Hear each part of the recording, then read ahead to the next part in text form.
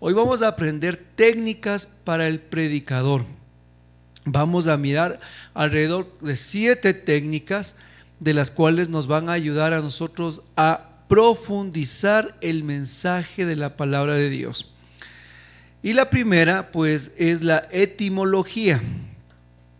La etimología consiste en centrarnos en el significado real de las palabras bíblicas, buscando su raíz etimológica, pues cuando el predicador es curioso y no se queda solo mirando el lago en la parte superior, sino que se introduce y comienza a estudiar la etimología de las palabras, encuentra una riqueza maravillosa por la cual pues podemos nosotros enriquecer nuestras predicaciones.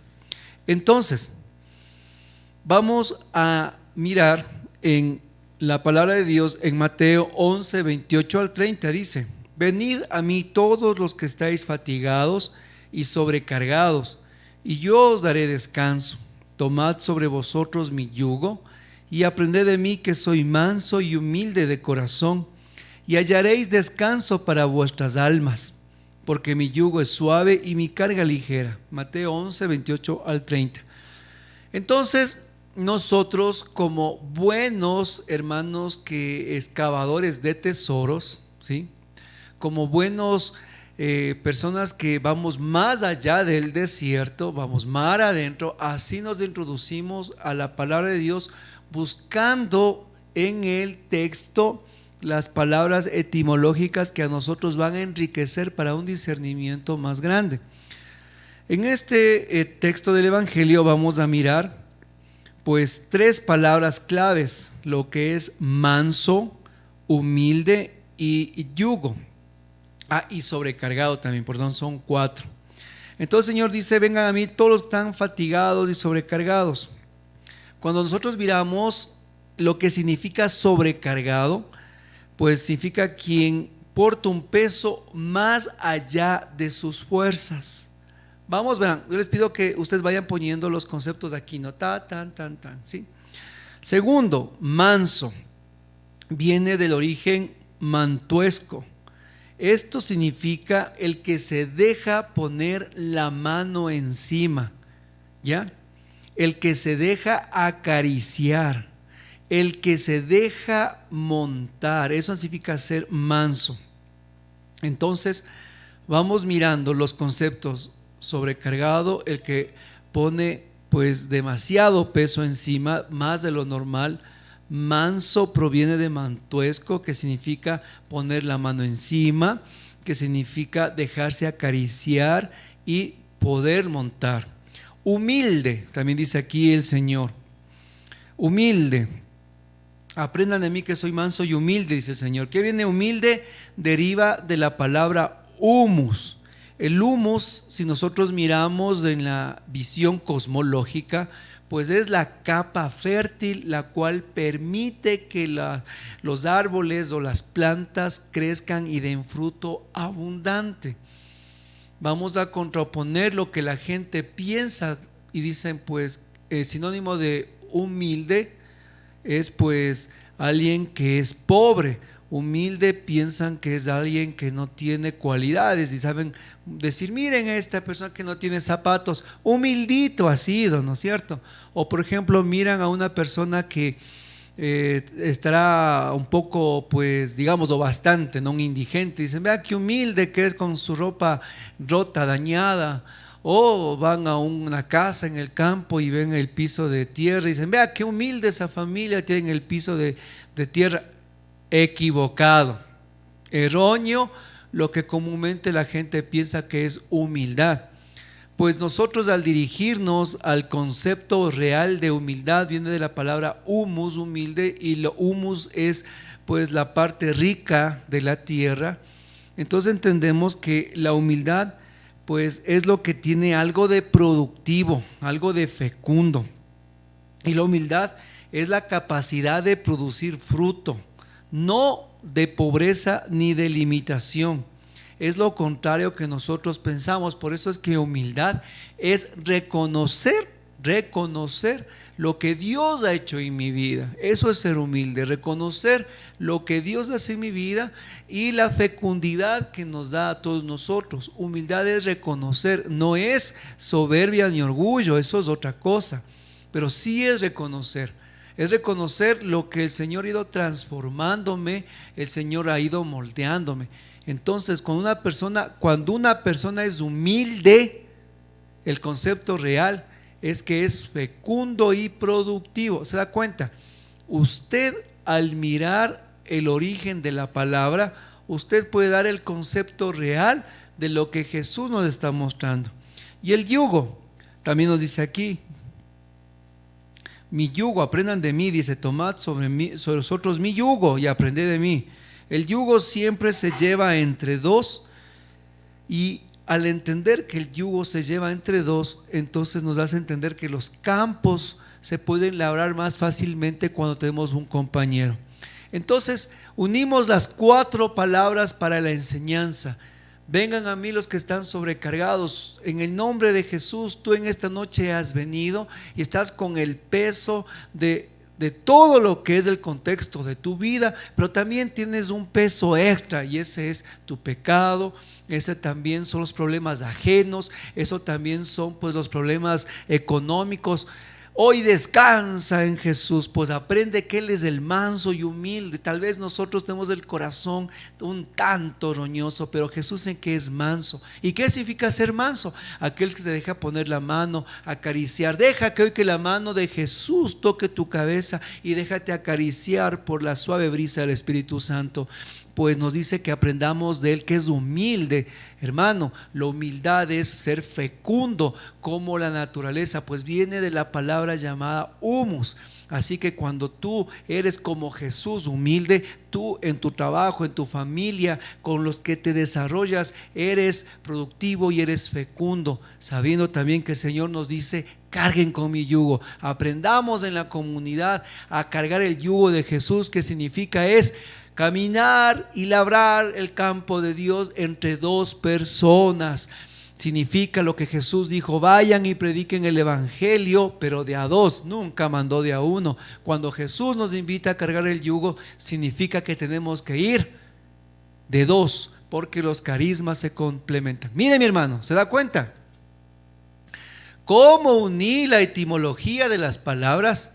Y saqué una preciosa y poderosa predicación cuando nosotros unimos la etimología de las palabras, porque no se trata que yo llego al grupo oración, buenas noches hermanos, bienvenidos, cogemos del texto, leemos el texto de Mateo 11:28 acerca de lo que acabamos de proclamar, y nos ponemos a explicar palabra por palabra.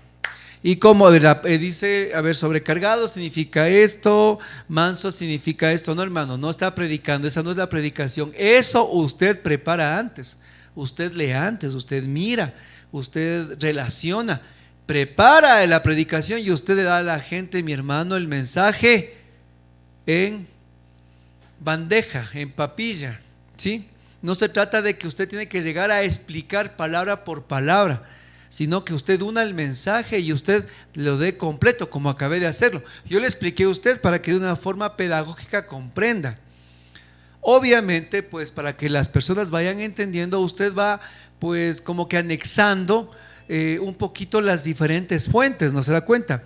Aquí, por ejemplo, de humildad, yo utilicé lo que es la visión cosmológica. Hablé de yugo, hablé de la fuente antropológica. Hablé de manso, también hablo de la fuente pues cosmológica. Entonces ya varias fuentes junto con lo que es el significado de las palabras, y entrego un mensaje más rico y más fecundo al pueblo de Dios. Entonces esta es una de las primeras herramientas. ¿Cuál era? Recuérdenlo, ¿cuál era el nombre? La etimología. Segunda herramienta, digámoslo así, de cómo profundizar el mensaje. Tenemos que entender el origen o, digámoslo, el lenguaje en el cual fue escrita la Biblia. cuando nosotros nos adentramos al origen de las Escrituras en su contexto original, entonces nosotros vamos a mirar la plusvalía del mensaje que se descubre en ellas. Vamos a mirar la riqueza y vamos a mirar que dentro de los albores del tiempo, cómo los matices y las palabras pues se enriquecen de tal manera que nosotros podemos sacar el mayor ventaja y el mayor esplendor en nuestras predicaciones. Podemos recurrir, mis hermanos, eso es un estudio más profundo, que usted puede pues adentrarse a los orígenes de la palabra, que son, pues usted recuerda, Jesús, el pueblo de Dios hablaba en arameo, pero recuerden que ellos leían la Biblia en hebreo. Así es, ¿no? El pueblo de Dios hablaba el arameo como lenguaje pues de cultura, pero después ellos proclamaban la Biblia en el hebreo, y más aún, después fue traducido todo esto al griego, y del griego fue después traducido con San Jerónimo al latín. Entonces la Biblia no es que ha perdido su fundamento, ni tampoco ha perdido lo que es su validez en las traducciones, pero se va adaptando al lenguaje del hombre actual. Entonces, un recurso que tiene que utilizar el predicador para sacar mayor riqueza a la palabra de Dios, si es que no puede consultar los textos originales del griego, el hebreo o el arameo, ¿no es cierto? Algo que es una técnica muy buena es que usted pueda consultar las diversas traducciones de un versículo bíblico. Antes, en el tiempo de la chispa, como se le conoce, usted tenía que tener a su disposición 3 Biblias con 3 diferentes versiones. A mí me tocaba, yo me acuerdo que hacía eso. Yo aún tengo mi Biblia de Jerusalén, tengo mi Biblia latinoamericana, tengo mi Biblia La Casa de Dios, y creo que tenía otra más. También tenía la Reina Valera para ver qué dice la competencia. ¿No? Entonces tenía 4 versiones y a mí me ayudaban a ver las versiones para sacar mayor riqueza en lo que es pues el significado. Pero ahora tenemos pues nosotros mayores herramientas tecnológicas como es el Google, ¿no es cierto? Y usted puede encontrar, por ejemplo, en un texto como es aquí tenemos el ejemplo del hijo pródigo, cuando en Lucas 15 del verso 11-32 del hijo pródigo dice al final, cuando estaba entre los chanchos, dice que el hijo pródigo regresa a la casa del padre. En la Biblia de Jerusalén dice entrando en sí mismo. En la Biblia latinoamericana nos dice por fin se puso a pensar. En la Biblia polaca, traducción, comenzó a pensar. ¿Se da cuenta? Es el mismo versículo, pero en diferentes aspectos que usted puede enriquecer su predicación. Usted solo tiene que digitar cuando usted va a hacer una predicación algún texto que quiere profundizar, y usted dice, a ver, por ejemplo, como Biblia, Lucas 15:32, Biblia Jerusalén, y le despliega lo que es la traducción, o latinoamericana y le despliega la traducción, o nueva de las Américas, nueva versión internacional. Hermanos, a mí me encanta, a mí me fascina ver de un solo versículo, porque hay páginas que se especializan en eso, donde le indican 1, 2, 3, 4, hasta 5 versiones de diferentes traducciones, y usted se enriquece al mirar y usted saca la conclusión. Por ejemplo, cuando dice en la Biblia de Jerusalén, entrando en sí mismo el hijo pródigo, usted dice, usted predica, este hijo que había desperdiciado todo, que había dejado todo, el que estaba viviendo en el libertinaje, el que estaba solo, eufórico, puertas para afuera, llegó un momento en su vida que entró en sí mismo. Hermano, tú también tienes que entrar a ti, a tu corazón, conocer el amor de Dios, como lo hizo el hijo pródigo, entró en sí mismo. Entonces usted le lleva a eso, mi hermano, a seguir profundizando. Pero la latinoamericana, la que usamos aquí, Dice, al fin se puso a pensar, dice, en cambio, ¿no? Un lenguaje más morocho es la Biblia latinoamericana. Entonces usted va a decir, claro, al fin estrenó el cerebro este hijo, ¿no es cierto? Porque ¿en qué estaba pensando? ¿Qué estaba diciendo? ¿En dónde estaba ubicado? Al fin se puso a pensar, como cuánto de nosotros hemos dicho, pues, ¿dónde estuvo mi juicio cuando hice esto? ¿Dónde estuvo mi pensamiento? Así como el hijo pródigo. ¿Se da cuenta? ¿Cómo usted le enriquece el ver diferentes versiones del mismo versículo? Y la Biblia polaca dice, comenzó a pensar. Entonces usted dice, en pocas palabras, no pensaría antes de este joven. Pues claro, muchos de los jóvenes actualmente no están pensando. Ahora les invita a pensar. Y así, mi hermano, usted puede mirar las diferentes versiones y usted dice, a ver, voy a hablar a jóvenes, o voy a hablar a adultos, o voy a hablar a niños. Entonces, ¿qué versión es la que se acopla a la predicación que tengo que dar? Entonces, si usted es de los predicadores que solo tiene una Biblia, entonces usted ahora tiene que ser un predicador que por lo menos tenga 3 Biblias y de 3 diferentes versiones. Y las 3 tiene que usted empezar a leer y a estudiarlas. Pero no sea como un hermano que me decía, sí, hermano Rubén, yo le echo caso. Dice, tengo una Biblia en mi carro, tengo otra Biblia en mi velador, tengo otra Biblia abierta en la sala de mi casa. Wow, le digo, te felicito. ¿Y cuál estás leyendo? Ninguna, me dice. No, pues no se vale, ¿no es cierto? Puede estar empapelado de Biblias, pero si usted no las estudia, entonces, mi hermano, estamos perdiendo el tiempo. Muy bien, esa es la segunda técnica. Como les dije, que estamos viendo en microscopio.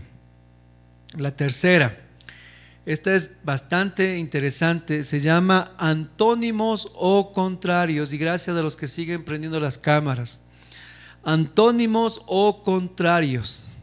Esta técnica es valiosísima y es una de las que se utilizan pues a cada momento cuando estamos utilizando una predicación. Y la forma que los antónimos o contrarios se tratan es contraoponer los diferentes elementos del texto para subrayar el mensaje, mis hermanos. Por ejemplo, tienen que contraponerse como el sol y la luna, ¿no es cierto? Así tienen que contraponerse aquí en esta técnica. Por ejemplo, Caín y Abel, miren la diferencia, ¿no es cierto? O, por ejemplo, Eutico, y si alguien me alzó las cejas y me dijo quién es Eutico, le voy a mandar a leer todos los hechos de los apóstoles. ¿Quién es Eutico? Recordamos en los hechos de apóstoles cuando Pablo estaba predicando y dice que se puso a predicar la noche, había un joven llamado Eutico que estaba en la ventana sentado, se quedó dormido y se cayó del segundo piso y se murió. Eso dice en Hechos. Bajó Pablo, oró y resucitó, y siguieron ellos, pues estaban en la Eucaristía, pasaron toda la noche. De ese relato bíblico nosotros sacamos lo que son los antónimos o contrarios. Eutico, miren lo que vamos a hacer. Vamos a utilizar dos contraposiciones, las palabras dentro y afuera. Eutico no estaba ni adentro con Pablo, ni estaba tampoco afuera en el patio. Estaba Eutico en la mitad. Miren cómo hacemos las contraposiciones. Quiero que me vaya cogiéndole, mi hermano. Salvador Gómez sabe decir, tenga la cachativa, decía él. ¿Sí? Eutico estaba en la mitad. Otra. Eutico no estaba ni en la luz, que es adentro, junto con Pablo y la comunidad, que es la palabra, ni tampoco estaba afuera, que es la noche. Eutico estaba en la mitad. Miren, estamos contraponiendo. Otra, no estaba ni adentro ni afuera. Eutico no estaba ni pues en ese momento atendiendo al gran Pablo, pero tampoco estaba afuera jugando con sus amigos. Estaba en la mitad. ¿Y eso qué significa? Que cuando tú estás en la mitad, simplemente te duermes, como cuando llegas al grupo de oración y te duermes, es porque estás en la mitad, como cuando estás, por ejemplo, en alguna reunión social, nunca te duermes, mejor dices que ni se acabe la fiesta. Pero ¿cuántos están en el grupo de oración como euticos, sentados, ni adentro en el grupo, ni afuera viendo la novela? Estás simplemente en la mitad. ¿Se da cuenta, mi hermano, cómo son las contraoposiciones? Y usted sigue predicando y la gente le está hablando en su propio lenguaje. Que no se quede dormido en el grupo, ¿no es cierto? O que enciendan las cámaras. No sabemos si están adentro de la enseñanza o están afuera de la enseñanza. No sé si están planchando la ropa en este momento o están en este momento conectados. ¿Se da cuenta? Están como autico en este momento. Los que no prenden la cámara están como autico, ni adentro ni afuera. ¿Ya? Y todo es aplicable para cada área, para cada momento, en cada instante la contraoposición. Por ejemplo, también las contraoposiciones. La viuda de Naín. Usted dice otra contraoposición. Por la misma puerta que entraba un grupo de hombres y mujeres llevando un muerto, por la misma puerta entraba Jesús con sus apóstoles y sus amigos. ¿Cuál de estos dos eres? ¿Los que están siguiendo a un muerto o siguiendo a Jesús? ¿Quién eres? ¿El que sigues del muerto de tus pasiones o sigues a Jesús, que es la vida? ¿Quién eres tú? ¿Aquel que va por la vida llorando o aquel que va de victoria en victoria y de gozo en gozo? ¿Se da cuenta? Son las contraoposiciones. Usted empieza a hablar en contraoposiciones en el mismo texto. ¿Cuál más? A ver, vamos discerniendo. Otra, por ejemplo, el camino de Emaús. Una cosa muy diferente es bajar de Jerusalén a Emaús, o otra muy aparte, subir de Emaús a Jerusalén. Los que bajan de Jerusalén a Emaús están tristes, están desalentados, están dejando la comunidad. Pero los que van de Emaús a Jerusalén van ardiendo el corazón con el encuentro de Jesús. ¿Quién eres tú? ¿El que deja la comunidad o el que vuelve a dar testimonio? ¿Se da cuenta? Ahí están las contraoposiciones. Y las contraoposiciones a nosotros nos abren la mente en el manantial de la palabra. Pero hay textos que, por ejemplo, no encontramos esas contraoposiciones y tenemos que nosotros indagar más aún ahí para ver qué el Espíritu Santo nos quiere sorprender. Por ejemplo, Moisés fue más allá del desierto y usted dice, ¿y qué contraposición puede haber? Nos adentramos más al fondo y usted dice, miren, utilizando esta técnica, Moisés fue más allá del desierto a buscar una oveja que se le había perdido. ¿Y tú dónde estás? Pues simplemente te has quedado más acá, cómodo en tu comodidad. Entonces se da cuenta como usted contrapone a la gente y a la vez también en la predicación les desafía a que ellos sientan su comodidad o estén dispuestos a ir por el Señor. Mientras Moisés iba más allá del desierto, utilizando pues solo su bastón, su fuerza, su energía y su entusiasmo. Tal vez tú estás muy cómodo en tu casa, no quieres ir al grupo, no quieres venir al seminario. ¿Quién eres tú? El que va más allá se encuentra a Dios, el que se queda acá se queda en el desierto. Tú estás llamado por Dios a ir más allá, pero por tu comodidad te quedas más acá. Miren, cómo la contraoposición a usted le hace también a las personas ponerse en el lugar y decir, bueno, ¿quién soy yo? ¿No es cierto? Yo quiero ser el que va más allá. Entonces le deja eso en el corazón. Las contraposiciones son interminables en la Biblia, una tras otra, y vamos encontrando riquezas una tras otra. Por ejemplo, decimos, el mar se abrió, pasaron los israelitas en seco y pues los egipcios seguían atrás y el mar y ellos se hundieron en ese mar. Y usted quiere hablar de los matrimonios y usted dice, ¿quién eres tú? ¿Los que pasas en seco o los que te mueres? Pues los dos pasaron por las mismas aguas, los dos pasaron por el mismo camino. Tal vez tú eres un matrimonio en el cual hoy estás pasando, pero de la mano de Dios y vas a salir. O eres un matrimonio que simplemente quieres pasar por tus fuerzas, te vas a hundir. Miren, ¿se da cuenta? La contraoposición empieza a usted a hacer entender cómo llega más fácilmente al corazón de las personas. Seguimos, mis hermanos.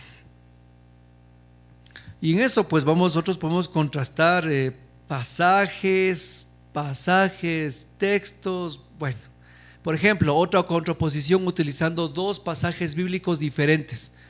Dicen: mientras los genezarenos le mandaron sacando a Jesús de su pueblo, los discípulos de Emaús le dijeron: Señor, quédate con nosotros.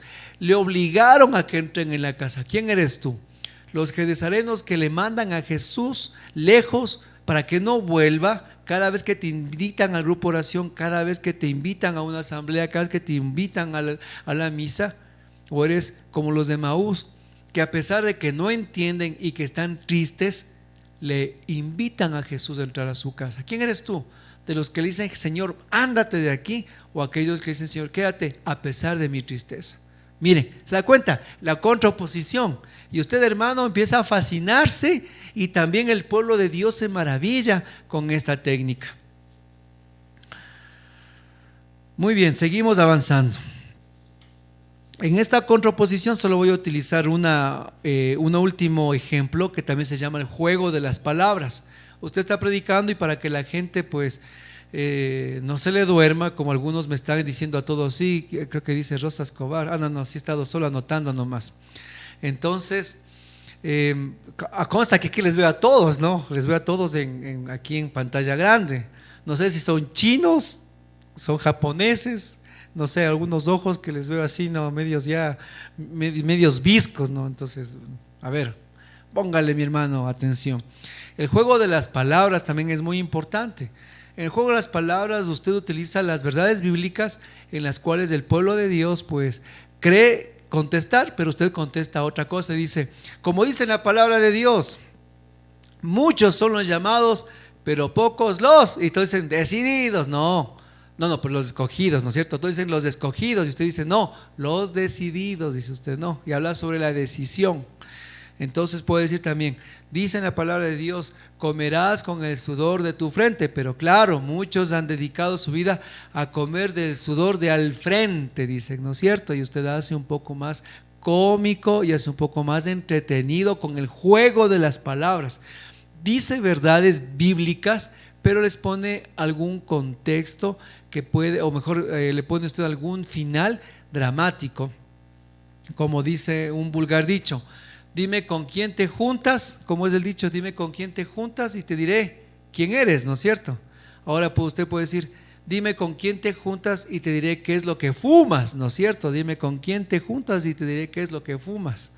Entonces, la contraposición de palabras también se utiliza pues en juego de esta manera de palabras, que usted utiliza los términos de textos para que la gente pueda alcanzar más fácilmente la comprensión del evangelio. Siguiente técnica, el contexto. Y en esta sí quiero ser bastante claro. Hermanos, el predicador puede caer en una trampa facilita. Estas son las trampas más fáciles que puede caer un predicador. Y es salirse del contexto bíblico. Ahora, ¿qué es el contexto bíblico? El contexto bíblico es cuando nosotros nos sumergimos en un acontecimiento de la palabra en el que tiene un principio, un desarrollo y un final. Y nosotros tomamos todo el contexto para poder discernir el evangelio.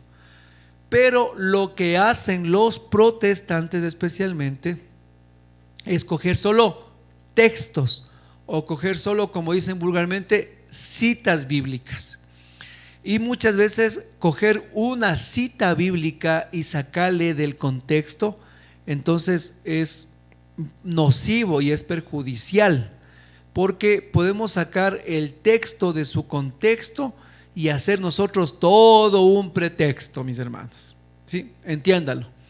Quien saca el texto del contexto puede hacer todo un pretexto en el que pues nosotros podemos utilizar la Biblia a nuestra conveniencia y hacer hablar a la palabra de Dios lo que nosotros queremos que hable. ¿Sí me entendió?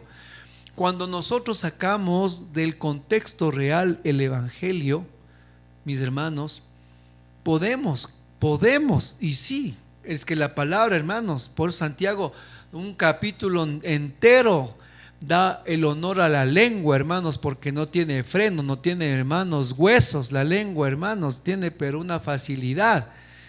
Y si nosotros no nos ajustamos al contexto bíblico, podemos hacer un horror las escrituras. Y claro, por ahí siempre hay algún predicador medio desenchufado, algún predicador que no le gusta leer la Biblia, algún predicador que solo habla lo que piensa, entonces ahí saca del contexto bíblico y pues simplemente dice, como dice en el Salmo 53, versículo 2, dice pues que Dios no existe. Y ahí dice la Biblia, vea, léale hermanito, dice en el Salmo 53, 2, dice Dios no existe. Pero por ahí dice alguien que sí leyó el Evangelio, la palabra, y dice más arriba en el Salmo, dice el insensato, Dios no existe. ¿Se da cuenta? Cómo el contexto bíblico a nosotros nos da verdades. O como dicen, no coger solo el texto para hacer un pretexto, como dice ahí, dice que un hombre estaba leyendo la Biblia y dice, Señor, háblame, Señor, háblame, Señor, háblame, y coge y abre la Biblia como que estuviera abriendo, pues mi hermano, la enciclopedia, ¿no es cierto? Y coge, abre la hoja, ¡pah! Y pone el dedo, como que ha sido, hermanos, pues no sé, algún juego de puzzle, ¿no? ¡Tag! Y lee y dice ahí, o sea, le estaba preguntando a Dios, ¿qué hago, no? Y dice, y Judas se fue a ahorcar. Ay, no, Señor, esa no es la cita, esa no es la cita. Otra cita es la que me quieres dar. Otra vez coge, cierra la Biblia, abre, coge una hoja, mete el dedo, ¡pag! Y sale, dice Jesús, hazlo ahora mismo. Ay, no, pues mi hermano, ¿no es cierto? Podemos nosotros coger los textos, hermanos, y hacer una fanesca espiritual. Y no se trata solo el contexto de que nosotros leamos versículos de más atrás o de más adelante, sino que nosotros estemos acorde, escúchelo hermanito predicador, que esté acorde a la línea de la historia de la salvación. Sí, es así, porque si usted no coge el contexto basado en la historia de la salvación, entonces por ahí nace un predicador pues medio nuyesh, ¿no es cierto? Que dice, la Biblia dice que hay ovnis. Y por ahí dice otro, ¿cómo que hay ovnis? Claro, pues platillos voladores. Cuando Elías se fue en carros de fuego, dice, ¿no es cierto? ¿Se da cuenta, hermano? Usted puede sacar del contexto las citas y, hermano, pues ahí se hace un relajo. O hasta puede por ahí un predicador medio desubicado decir que en la Biblia hay la reencarnación, cuando Jesús habló de que Elías ya vino en la persona de Juan el Bautista. Y usted dice, pero claro, ahí dice, pues Jesús está hablando que Elías ya vino en la persona de Juan. Pues la Biblia dice que hay reencarnación. No, mi hermano, estamos sacando del contexto, sacando de la historia de la salvación, estamos discerniendo de una forma fundamentalista. ¿Y qué es el fundamentalismo? El fundamentalismo bíblico es cuando nosotros cogemos al pie de la letra la palabra de Dios. Y ese es un error del protestantismo. Eso se llama la libre interpretación. Y hermano, por favor, recuerde, nosotros los predicadores no nos basamos en la libre interpretación como la iglesia protestante. Nosotros tenemos la solidez, tenemos la seguridad del magisterio de la iglesia. Cuando no comprenda nada, hermanito, ahí le está usted esperando todo ese contingente que es el catecismo de la iglesia y el magisterio, las encíclicas papales. Es como recién nos escribían en el canal a nosotros, ¿no? Debajo de una predicación que subimos recién, creo que fue la semana anterior, de la identidad de la renovación carismática, nos manda un comentario: es que los renovados por poco son protestantes si los papas a último rato les agarraron y les adoptaron, ¿no? Entonces alguien por ahí dice: cierto, ¿no? Si son medios protestantes, vaya a ver, igualitos son, ¿no es cierto? No. En ese momento usted coge la solidez del magisterio. Yo le respondí con palabras de Pablo VI, Juan Pablo II, de Benedicto, del Papa Francisco, del Concilio de Vaticano, de lo que fue designado pues del cardenal Suenens también, hermano.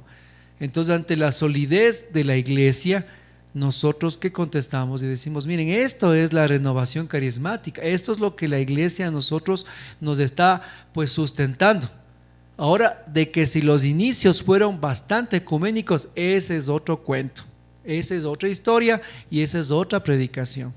Pero la iglesia no es que agarró la renovación porque casi se le sale de las manos, no, a lo contrario, la iglesia es la que siempre ha estado abierta, y la que más aún el Papa Francisco decía: que llevemos el bautismo del Espíritu a todas las naciones, ¿se da cuenta? Entonces, siempre el magisterio de la iglesia a nosotros, hermanos, nos va a dar pues la solidez de nuestra enseñanza. Entonces recuerden, quien coge un texto fuera del contexto para hacer su pretexto, puede hacerle hablar a la Biblia, hermanos, lo que usted quiera. Puede hacerle hablar de ovnis, de extraterrestres, de reencarnaciones, puede decir hasta que Dios no existe, puede, hermano, usted agarrar y decir que la Babilonia es del Vaticano, que el anticristo es el Papa, hermano, porque usted, hermano, lo que la lengua hace rato habla, puede decir cualquier cosa. Pero cuando usted coge el contexto bíblico y la solidez del magisterio, tomando en cuenta la línea, y con esto termino esta parte, la línea de la historia de la salvación, esta es la parte primordial. Acuérdese, el predicador tiene que tener clarísimo en su mente y en su corazón la línea de la historia de la salvación. Por ejemplo, Jesús respeta eso cuando él habló del divorcio, y pues dijo: al principio no fue así, Moisés hizo esto porque ustedes tienen el corazón duro. Estaba hablando del contexto del Antiguo Testamento. O cuando habló de David y de los panes, dijo, cuando hablaba del pan del cielo, dijo: no, de David también entró cuando David fue al templo y comió. Tomó lo que es la historia de salvación para poder en ese momento dar base a su predicación.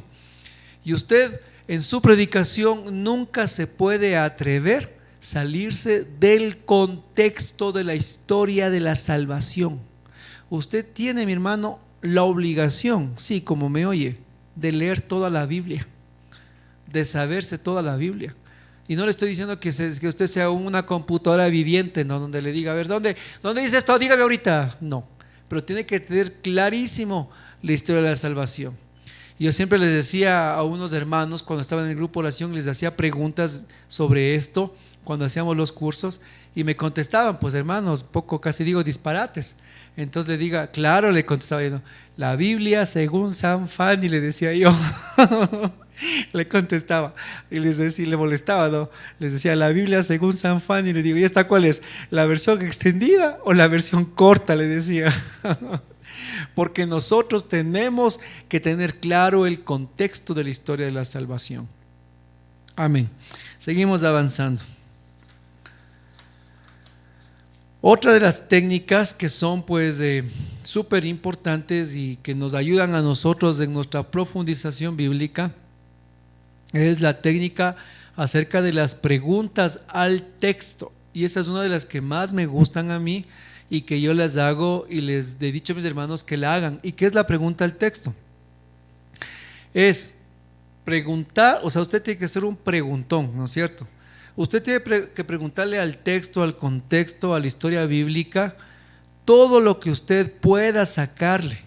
y también preguntarse a usted mismo todas las cosas que usted necesite del mismo. Por ejemplo,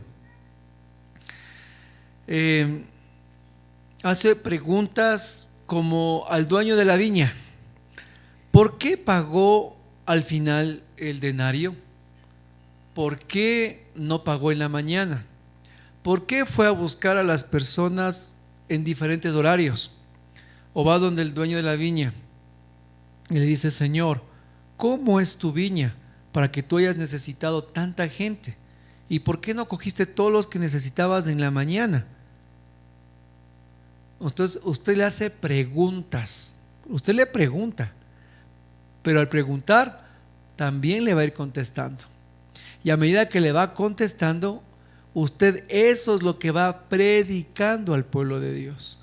Y usted hace también preguntas adentro, puertas de adentro. ¿Yo soy el que salió en la mañana a trabajar?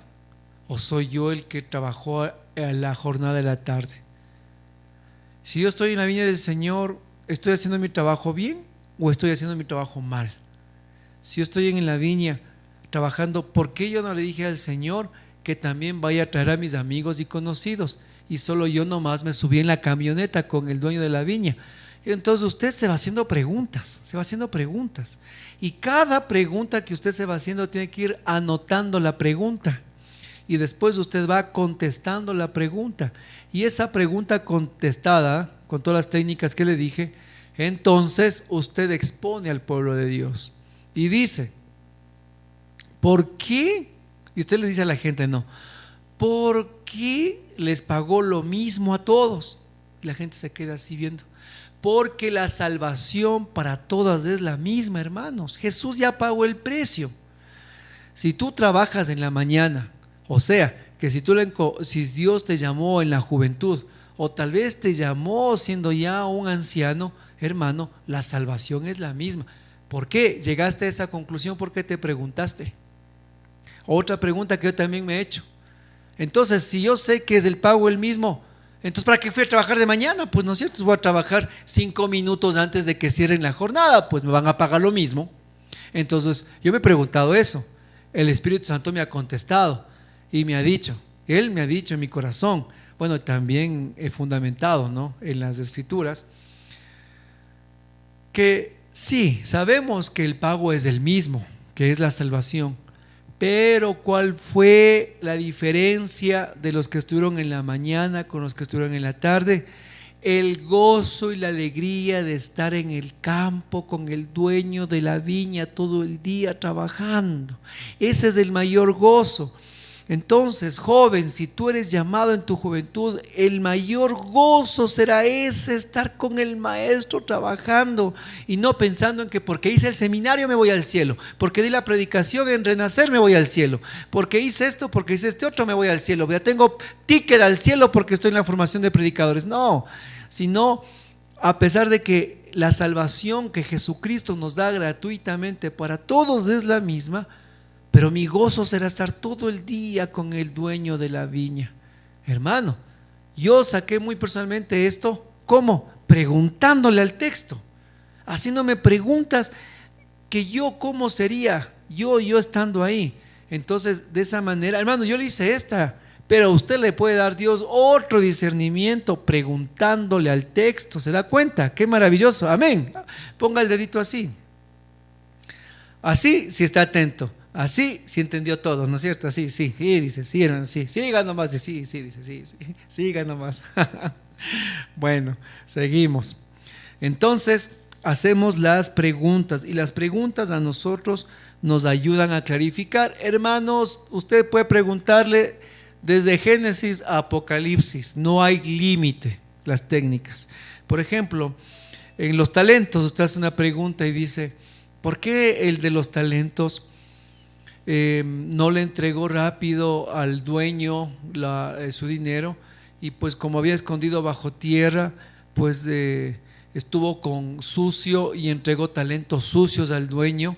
Entonces se hace preguntas y dice: ¿acaso yo estoy escondiendo mis talentos bajo tierra cuando no quiero predicar, no quiero ir a la comunidad, cuando no quiero pues tantas cosas que Dios me llama y yo no quiero, estoy escondiendo los talentos.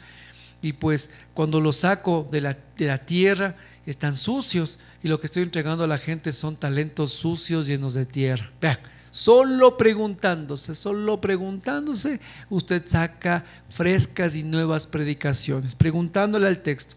Le pregunta al texto, se pregunta a usted, le pregunta al personaje. Hermanos, que usted tiene que ser un reportero, tiene que preguntarle al personaje, mi hermano. Entonces usted dice: yo soy un reportero y tengo que preguntar.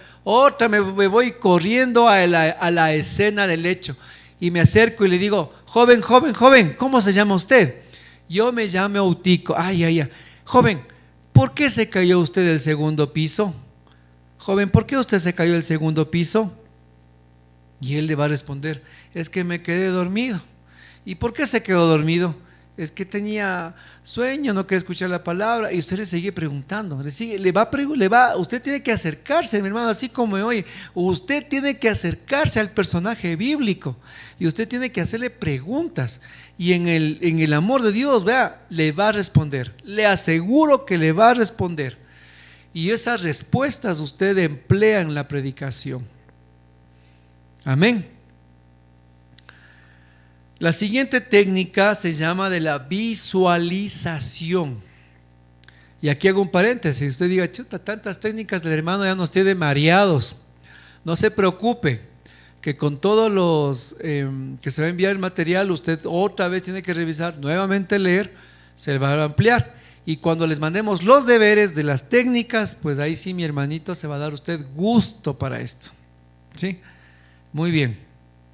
Entonces, la visualización, esta técnica se llama la visualización, y la visualización está dividida en tres partes: lo que es la imaginación, lo que es el dibujo y lo que es la descripción. Ya, verán, la visualización tiene tres partes: la imaginación, el dibujo y la descripción.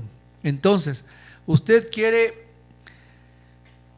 hermano, profundizar en un acontecimiento, en un hecho bíblico. Entonces usted tiene que recurrir también a esta técnica que es la imaginación. Entonces, en la imaginación, hermanos, hay una frase que dice que la imaginación no tiene límites. Y en el estudio de la palabra, de igual manera, usted tiene que imaginar colores, olores, tiene que pensar si fue de noche, si fue de día, cómo fue el ambiente físico, cómo fue la cara de las personas, cómo estaban allí. Entonces usted empieza a imaginar todo el cuadro.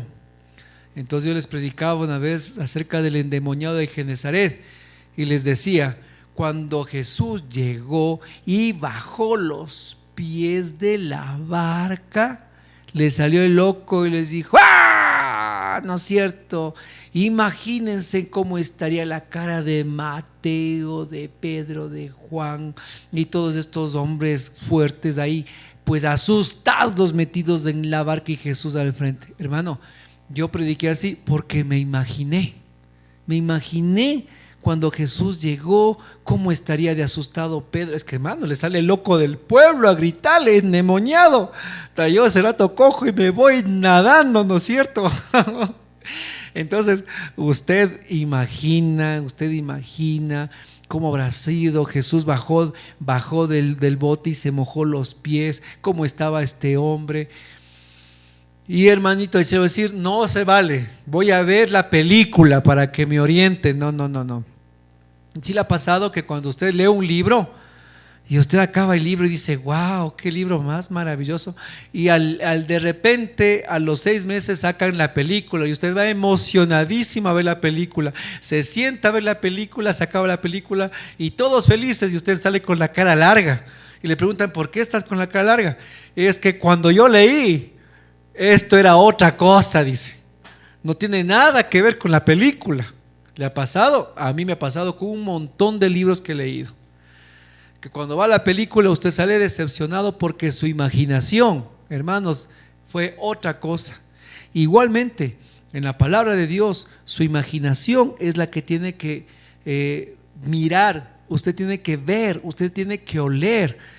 Y cuando les he predicado de Juan capítulo 12 acerca del nardo que derramó pues María a los pies de Jesús, les he dicho, yo me he puesto a imaginar el nardo, cómo llegó a todos los apóstoles, y les digo, hermanos, ese momento que se rompió el nardo, cómo olió ese momento Juan, que por eso quedó tan impregnado en su mente que en el capítulo 11 empieza a describir y pues un acontecimiento, y usted empieza solo del nardo, mi hermano, porque usted ya imaginó la escena, y la escena imaginada empieza a hablar al pueblo de Dios. Amén. Y eso usted le complementa con el dibujo, ¿sí? Entonces en su imaginación tiene todos los efectos especiales, pero usted puede también hacer un dibujo mental o un dibujo físico. Entonces usted puede decir en el dibujo, dice, ¿cómo estaría Jesús sentado? ¿Cómo estaría Marta? ¿Cómo estaría María? ¿Dónde estaría Lázaro? ¿Dónde estaría este bandido de Judas? ¿Dónde estaría Juan? Y usted se pone a ver cosas y dice, pues en el dibujo que hace, Jesús estaba de esta manera, Marta estaba de otra manera, y usted en base a ese dibujo mental y la imaginación le complementa y empieza a describir a las personas. Y dice usted, pues Jesús en ese momento estaba sentado comiendo en la mesa con Lázaro, todos están felices porque había recién resucitado y estaba comida en la mesa, todos disfrutando un banquete. Y en ese momento llegó María y rompió el alabastro a los pies de Jesús. Hermano, todo eso porque usted lo dibujó en su mente. Y está usted a la gente, cosa que están leyendo el mismo evangelio, pero usted le está dando, como dice Juan Pablo II, una nueva unción en métodos, ¿ya? Entonces, y fruto de esa imaginación y haberlo dibujado, entonces usted, lo que hice yo con usted en este momento, lo describe, mi hermano, lo describe y empieza a las personas a sumergirles en lo que es todo ese acontecimiento bíblico.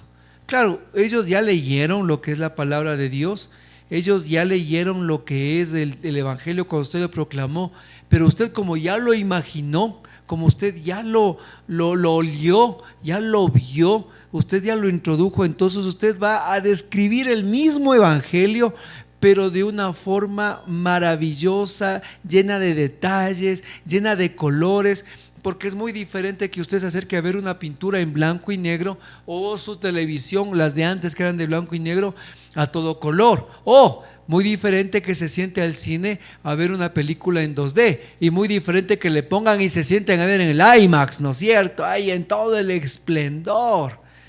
Y cuando usted al pueblo de Dios le describe, le imagina y le habla, están pasando de ver de blanco y negro a colores, están pasando a ver de 2D al IMAX, ¿no es cierto? Entonces ese es el papel y esta es esta técnica muy importante. La siguiente técnica es una de las también de mis favoritas que utilizo mucho, y es la dramatización.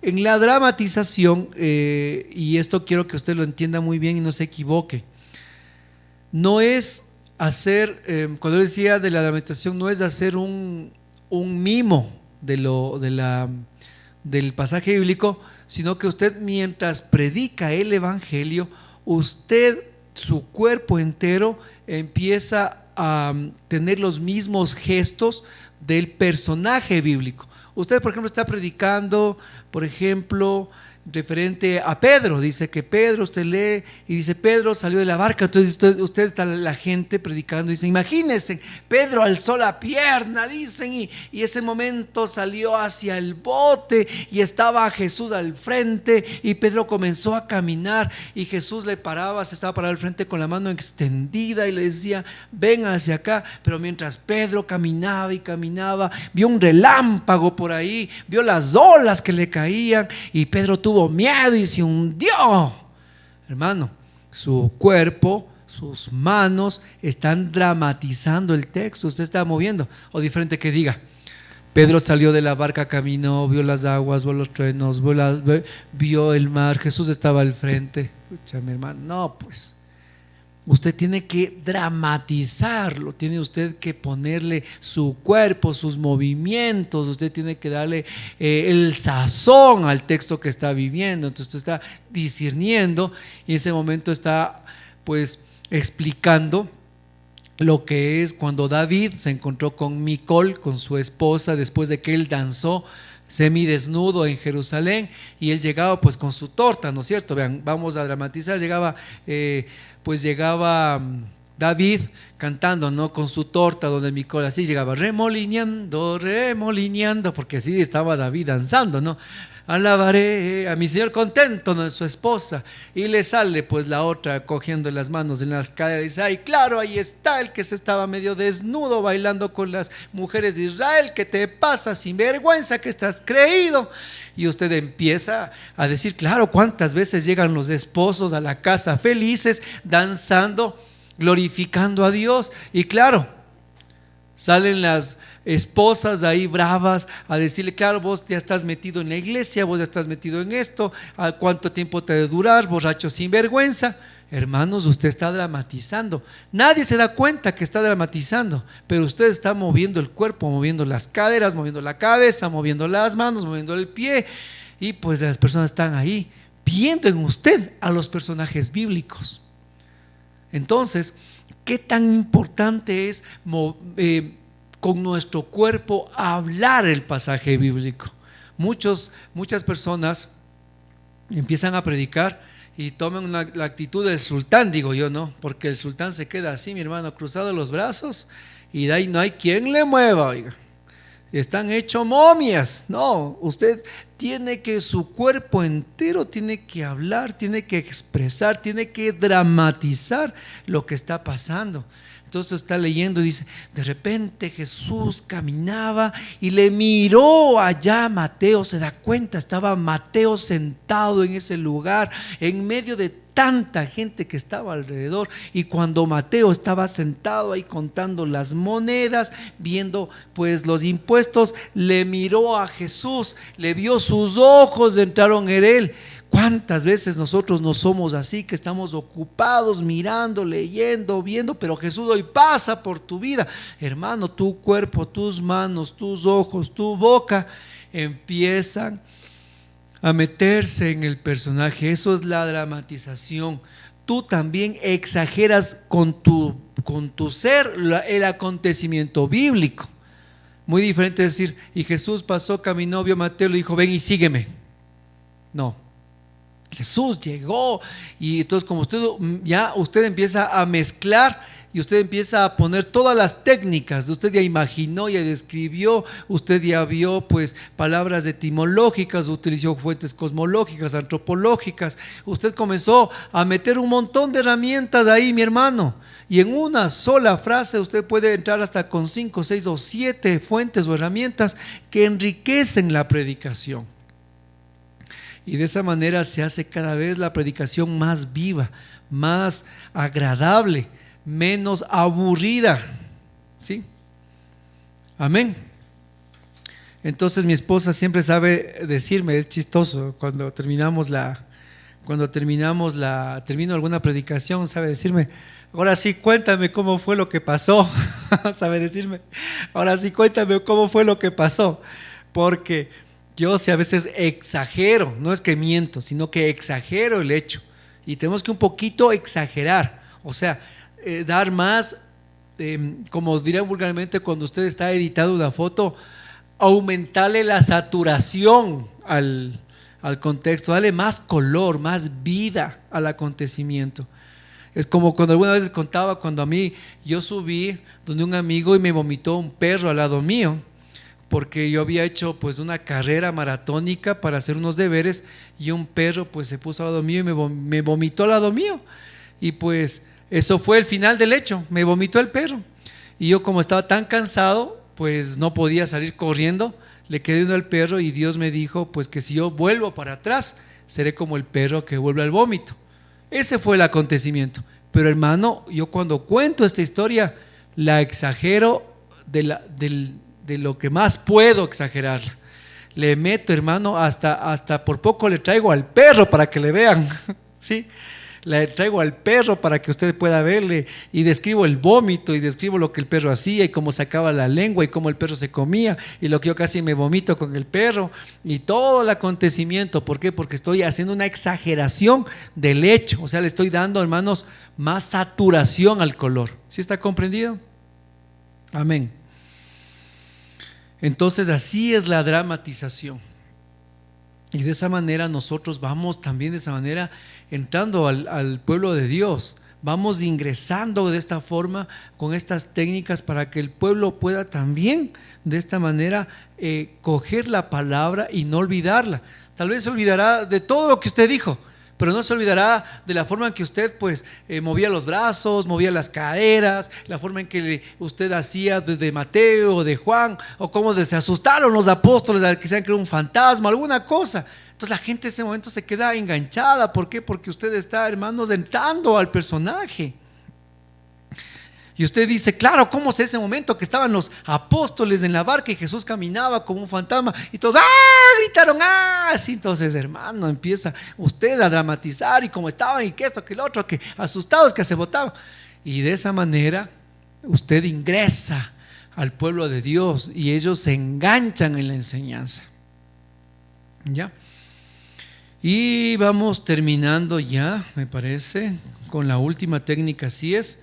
La última técnica de este capítulo se llama la identificación. Me encanta. Y la identificación consiste en saber identificar al personaje bíblico con las personas que están en el auditorio o junto con usted o de su grupo de oración. Le vuelvo a repetir.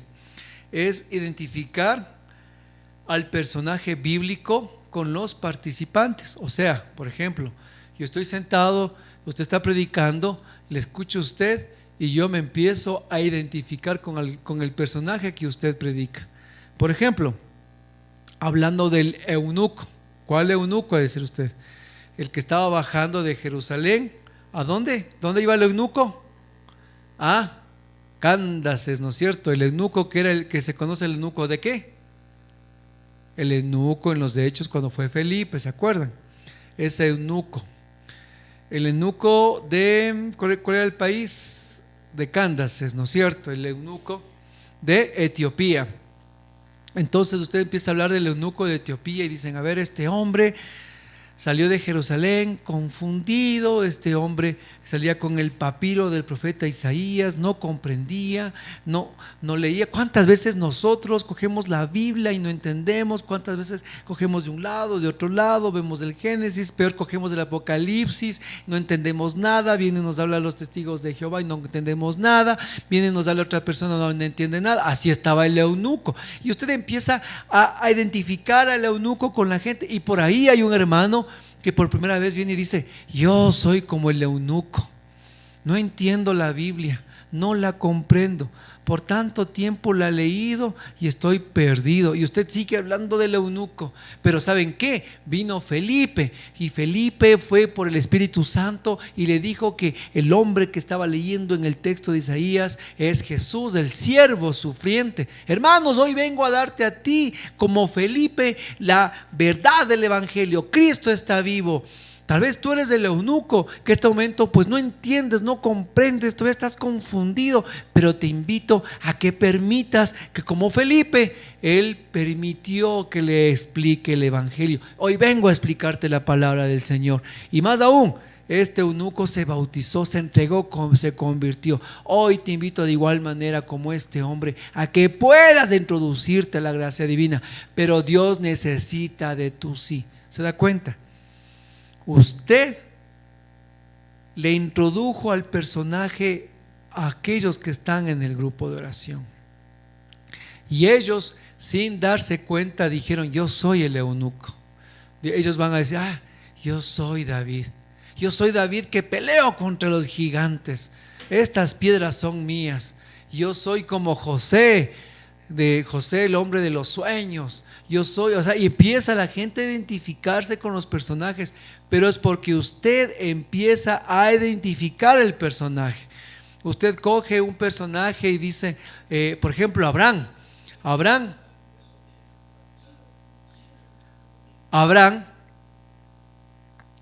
un hombre anciano de 80 años, salió en pos de la promesa que Dios le dijo con su esposa y con su sobrino. A Abraham, y empieza a explicar de Abraham, y Abraham caminó, y Abraham luchó, y empieza a identificar al personaje, y la gente empieza a identificarse con el personaje. Usted le pone todo el contingente a ese personaje, todo el sazón, toda la sal, y al final las personas dicen, ay, yo soy como Abraham, o yo quiero ser como Abraham, yo quiero ser como este personaje. Y tal vez si alguien no leyó la Biblia, pero de tal manera usted le identificó al personaje, que la persona va a ir con tanta curiosidad a leer la Biblia, porque usted tan bonitamente le explicó de ese personaje que le dejó con ganas de leer la Biblia. Entonces eso significa identificar al personaje. Usted en el texto, por ejemplo, está leyendo, no sé, las bodas de Caná, y usted empieza a hablar de María, de lo que hacía, de cómo ella era, estaba en la cocina, y los atributos de María, en medio de su predicación, y la gente dice, wow, yo quiero ser como María. Entonces, si las personas llegan a eso, a ese, digamos que a esa realidad, yo quiero ser como María, no quiero ser como el predicador, no quiero ser como el hermanito, no, yo quiero ser como aquel que está predicando, como Abraham, yo quiero ser como David, yo quiero ser como Pablo, yo quiero ser como Pedro, yo me identifico con Tomás, yo me identifico con esto. ¿Por qué?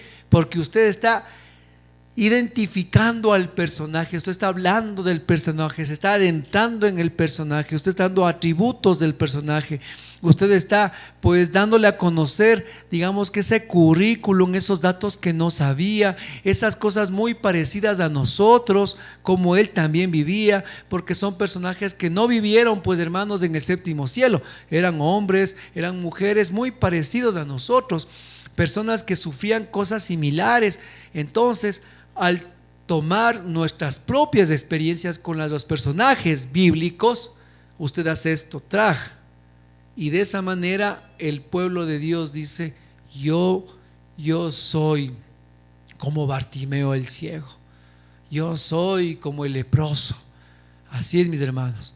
Entonces, usted también empieza a predicar acerca de Herodes, de Pilato, del hijo mayor, del asalariado, y también la gente dice, yo soy el asalariado, chuta, yo he sido como Herodes, yo he sido así. Entonces les cuestiona, porque claro, no, qué lindo, siempre nosotros somos la oveja perdida, siempre somos el hijo menor, siempre somos nosotros, hermanos, la lágrima que sale del ojo, pero nunca somos, no, el otro lado de la moneda, ni Herodes, ni Pilato, ni el hijo mayor, ni el soldado romano, ni el que le crucificó a Jesús. Nunca somos el malo de la película, solo somos los lastimeros, no, mi hermano. Póngale al otro lado, dele la vuelta a la moneda. También somos Herodes. ¿Cuántas veces somos como Herodes, que perdemos 3 veces la cabeza? Perdió la cabeza por sus amigos, perdió la cabeza por la guambra que le bailaba al frente, y perdió la cabeza por el vino. ¿Cuántas veces nosotros no hemos perdido la cabeza como Herodes? Por quedar bien con los amigos, por perder por una chica simpática del momento, o porque estamos con los tragos encima. Herodes perdió 3 veces la cabeza, y usted dice, la gente que está al frente, yo soy como Herodes. Yo cuántas veces pierdo la cabeza por la guambra esa que me está buscando, o por los tragos con mis amigos, o por quedar bien con el vecino. ¿Cuántas veces? Y la gente se empieza a cuestionar, pero porque usted identifica el personaje, usted adentra el personaje, y eso ya sabrá Dios, no es que la gente va a salir, hermanito, hoy me identifiqué con Herodes. Nadie le va a decir eso. Eso ya queda en la semilla lanzada en los corazones. Amén. Amén. Wow. Listo. Bueno, estas técnicas son maravillosas. Ahora, en esta sí voy a hacer lo que no me gusta, leer. Y desde ya, ¿no? Los hermanos que les veo leyendo las predicaciones ya saben que tienen unos 3 puntos menos, ¿no? Pero hay unas palabras que quiero leerles del autor y dice: estas técnicas nos ayudan a profundizar el mensaje, pero todas ellas tienen un problema, y eso me encantó. Estas técnicas tienen un problema, y es verdad, todas las técnicas que estamos viendo tienen un tremendo problema, toditas, porque las últimas 3 semanas nos hemos encargado de ver técnicas tras técnicas tras técnicas. ¿Se ha dado cuenta, mi hermano? Son técnicas tras técnicas tras técnicas. Y el gran problema que tienen estas técnicas es esta: si no se usan, no funcionan. Ese es el problema de las técnicas. ¿Qué le parece? Eso me encantó. Si no se utilizan las técnicas, no funcionan. Hay que ponerlas en prácticas e inmediatamente veremos el resultado. Es que es así. Yo siempre recuerdo que una vez compré una lámpara y venía con los tornillos para instalarle, y con el cable realmente era sencillo la lámpara.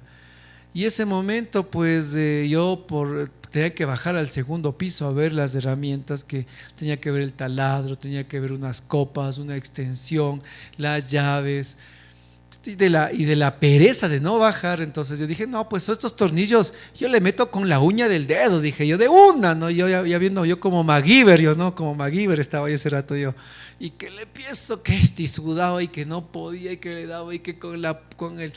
Y hermanos, más de 30 minutos y no podía meter la lámpara. Qué increíble. Cuando dije, no, pues ya 30 minutos cogí, de las iras cogí, bajé a coger el taladro, las herramientas, tac, tac, tac. Subí, hermanos, en menos de 3 minutos le instalé la lámpara con las herramientas. Usted, vea, le soy sincero, usted no puede utilizar ninguna de las técnicas. Sí, no puede hacerlas, pero su predicación será en blanco y negro. Y qué duro que será llegar a la gente. Como poner la lámpara, como querer levantar una pared con las manos. Haga una pared con las manos, tal vez podrá, pero no saldrá utilizando todas las herramientas. Y utilizar las herramientas, todo este contingente de herramientas, a nosotros nos permitirá, y óigalo, nos permitirá dar unas predicaciones en las cuales pues realmente tengan toda una gama de colores, de sabores, de olores, que las personas tengan tanto deseo de entregar su vida a Dios, porque le llegó a su vida diaria, le llegó a su pues experiencia común, y de esa manera también usted se enriquece espiritualmente. Amén.